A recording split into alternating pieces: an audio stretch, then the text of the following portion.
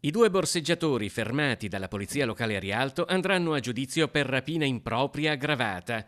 Si è trattato di un arresto complesso per la resistenza opposta dei malviventi, che testimonia le nuove condizioni in cui devono operare quelli che una volta si chiamavano vigili. Questo è anche un sintomo importante che ci fa capire proprio per la reazione che hanno avuto gli autori di reato che le attività che si stanno svolgendo di polizia locale sul territorio sono veramente significative, altrimenti non avremo questo tipo di reazione ma tenterebbero semplicemente la fuga. Questo è un segnale molto importante e a chi magari a volte crede che non vi sia la presenza dei nostri uomini va spiegato che proprio per esercitare funzioni specifiche anti-borseggio questi devono operare in abiti borghesi. Nonostante le nuove assunzioni del comune che hanno portato gli agenti da 350 a 500, considerando i vari ambiti anche amministrativi, il corpo di polizia locale di Venezia potrebbe dirsi completo una volta raggiunte almeno le 700 unità, ma soprattutto, secondo Deste, bisogna promuovere un'equiparazione della polizia locale alle altre forze di polizia.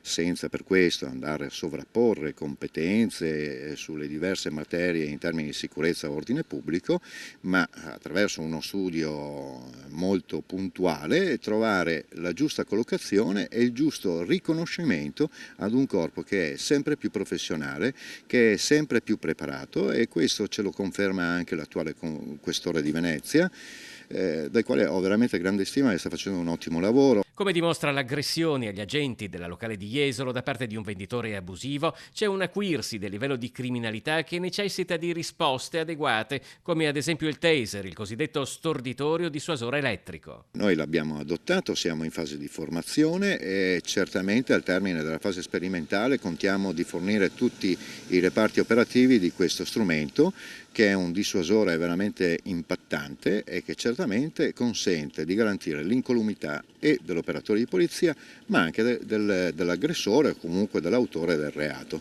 Quando entreranno in azione i taser? Quando saranno disponibili, diciamo? Saranno disponibili molto presto.